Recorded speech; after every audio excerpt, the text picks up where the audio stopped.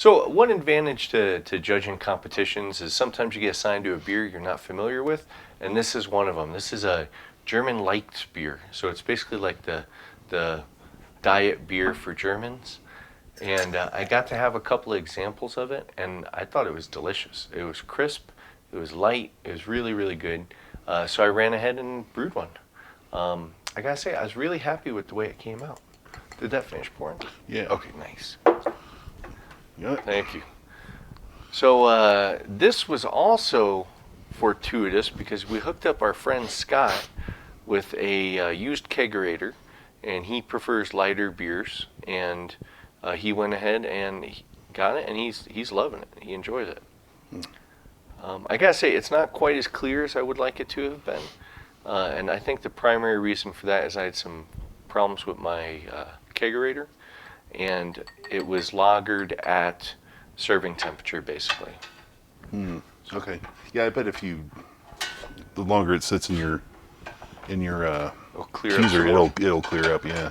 So it is a little bit of a chill haze. Not too bad though. No, that's all right. It smells great. Mm-hmm. It's nice and malty. And interestingly enough, so it's pretty dry. I mean, I don't think it finishes too dry, but if you haven't had a sip of it in a little while, you actually end up being thirsty. Oh, that's nice. Yeah.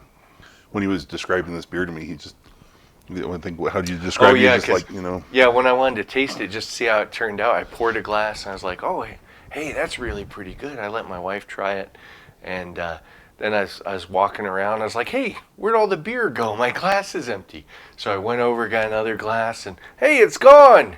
So anyway, 3 glasses later. I could easily see that. Boy, that goes down real easy. That's really nice. So this one, I fermented it at pressure, 70 degrees and 15 psi. It's a really, really ridiculously light recipe. I mean, the total grain weight on it is like 5 pounds. I'm sorry, it's 6 pounds, 12 ounces for all of the grain. Yeah. Yeah. It's 6 pounds, 4 ounces of Pilsner, 8 ounces of Victory Malt.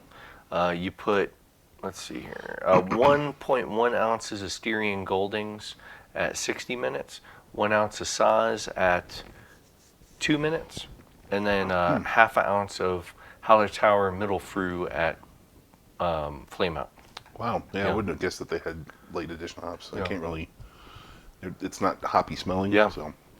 And then it's Oktoberfest yeast, so WLP 820. Interesting. That did okay under pressure? Yeah, did great under pressure. Yeah, original gravity, I came in a little higher than the recipe called for. I came in at 1038. It wants it at 1030. Final gravity was 1007. And so the recipe goes for, and of course we'll have a link to the recipe below, but the recipe comes out at like 3.6% ABV or 3.2, and this is 4%. 4%? Yeah, okay. Wow. Yeah, I really like that a lot. More than I thought, because you said, oh, this is really good. I'm like, yeah, okay, we'll see. Yeah, it's almost a shame I had to, give it away. I'm planning on brewing. I was just telling them before that I was thinking about brewing up close to 10 gallons of it. Yeah. So I could give 5 to a friend and keep 5 for myself. Yeah. Oh, man, that is just delightful. And I did this one in the mash and boil with the brew bag. We've got an episode with the mash and boil episode, or I'm sorry, we have an episode where we talk about the mash and boil and how the brew bag helped me out with draining issues, but this was the first beer I did it with. I would like to run the pump a little more. Yeah.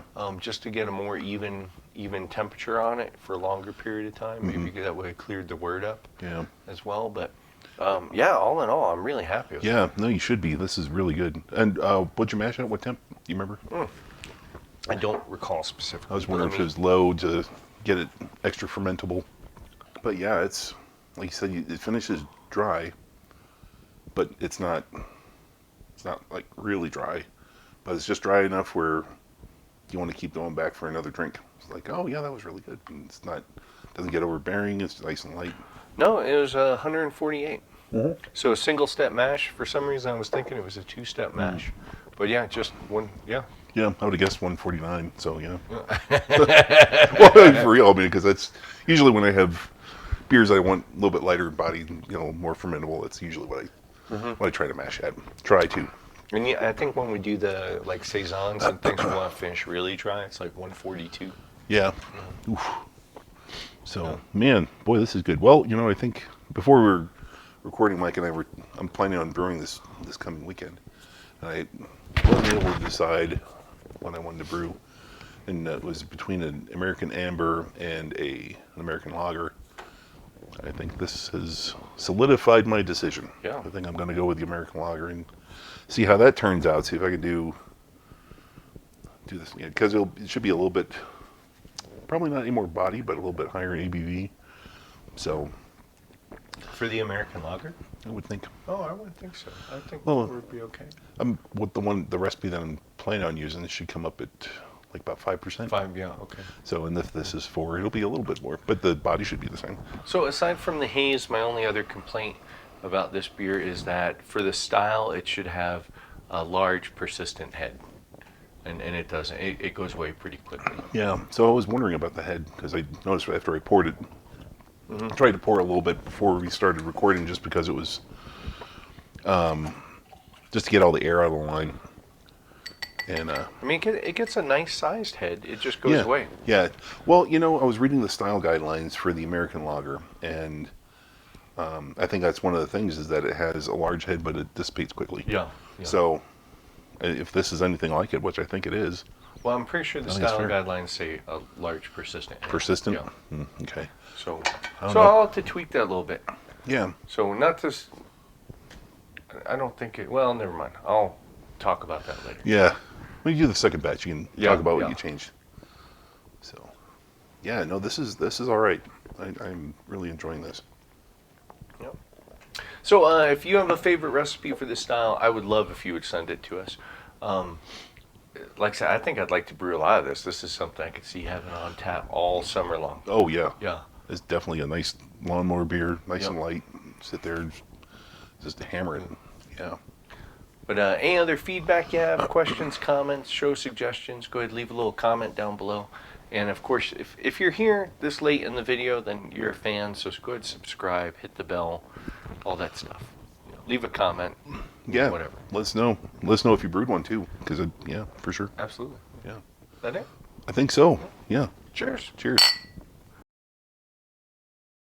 Thanks for watching our video. Check out our website at coloradobrewtalk.com for more great content.